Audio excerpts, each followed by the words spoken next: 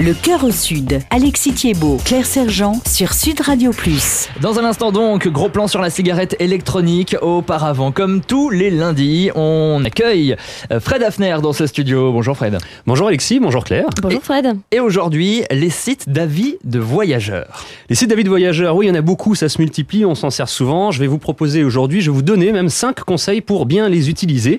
Ces sites donc qui mettent en avant les avis de voyageurs. C'est une méthode qui, il faut le savoir, c'est beaucoup développée ces dernières années. Vous la connaissez sûrement, peut-être même que vous l'utilisez lorsque vous allez au restaurant avant de réserver une table. On jette un œil aux avis de ceux qui sont déjà allés et ou en rentrant plutôt, on dépose le sien en notant la qualité des plats, du service, etc. Alors pour les voyages, c'est à peu près la même chose, même si c'est encore beaucoup moins utilisé dans notre pays.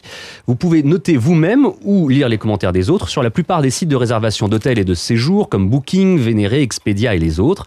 Et il existe aussi des sites spécialisés en avis, des sites dont le but premier n'est pas de vous vendre des voyages, mais de vous informer sur les hébergements du monde entier. Le plus connu d'entre eux s'appelle TripAdvisor. Ouais. Si on devait traduire son nom en français, ça pourrait donner conseiller de séjour. Et est-ce qu'il conseille beaucoup de monde, ce site ? Énormément. C'est le premier site de ce genre au monde. Quelques chiffres pour comprendre à quel point il est important. Sa base de données recense plus de 75 millions d'avis. Et il recevrait 23 nouveaux messages par seconde.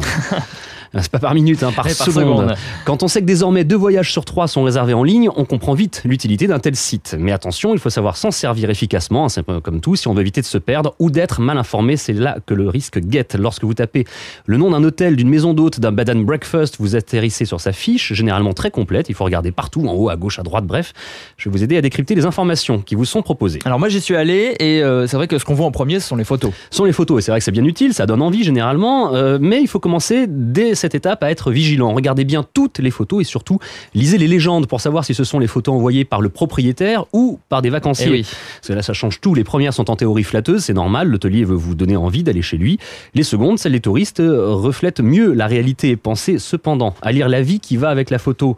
Qu'elle donne envie ou qu'elle fasse peur, il faut avant tout savoir si cela date d'un mois ou de 6 ans. Peut-être que des travaux ont été faits depuis par exemple. Ce qui me permet d'enchaîner avec le principal, les avis de voyageurs. Il faut ici être particulièrement vigilant et ne pas se laisser raconter n'importe quoi. Tout d'abord, les avis peuvent être triés dans un certain ordre, je vais y arriver, mais c'est généralement signalé par un petit bouton, une petite flèche ou un discret menu déroulant, et c'est dommage car le tri change tout.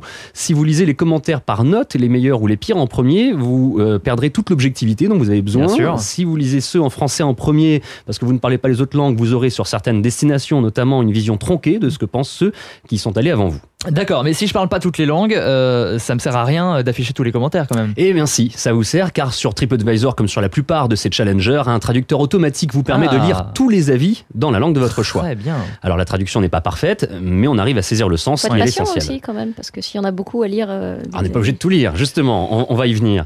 Enfin, regardez bien si les avis sont classés du plus récent au plus ancien, parce que justement, c'est tout bête, mais si un hôtel a une mauvaise note globale ou à l'inverse une excellente, cela peut être parce qu'il offrait de très mauvais ou de très bons services jusqu'à récemment. Et si ces fameux services se sont améliorés ou ont empiré depuis 6 mois ou 1 an, les bonnes notes n'auront pas eu le temps de faire remonter la moyenne. C'est pourquoi il est indispensable de s'attacher aux avis les plus récents. Et donc Claire, vous n'avez pas besoin de tout lire. Merci. Il faut aussi... non, parce que c'est vrai, vous avez raison, parfois ça peut être des pages et des pages. Il faut aussi faire attention à la fréquence des avis publiés, aux dates. Si vous voyez qu'il n'y a rien pendant 2 mois, puis 3 ou 4 avis élogieux au même moment qui proviennent, c'est possible, je l'ai vu, de la même région, il y a fort à parier que le patron a invité sa famille ou ses potes et donc que leurs avis soient nuls et non avenus. Oui, justement, les faux avis, il y en a vraiment beaucoup. Beaucoup. Hélas, mais il faut bien reconnaître que c'est inévitable. Il y a tellement d'avis publiés simultanément que, bien que faisant appel à des hordes de modérateurs, les sites spécialisés ne parviennent pas à tout contrôler en temps réel, ce qui ennuie forcément les hôteliers, ça se comprend. Mais soyons clairs, pour les établissements qui accueillent beaucoup de touristes, les faux avis sont peu visibles car ils sont noyés dans la masse. C'est plus problématique en revanche pour les petits hôtels. Ce qui fait donc 4 conseils, je vous en ai promis 5, voici le 5e. Et ce 5e conseil ne concerne pas le site leader que j'ai déjà cité, il s'agit de prendre en compte le coefficient des notes qui sont données.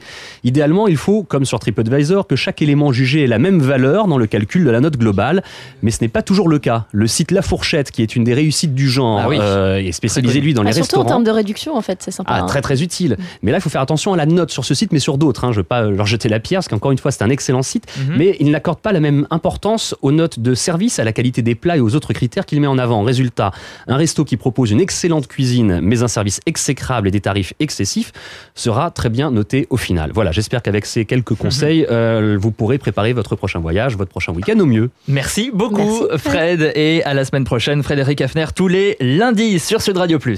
Alexis Thiebaud, Claire Sergent sur Sud Radio+.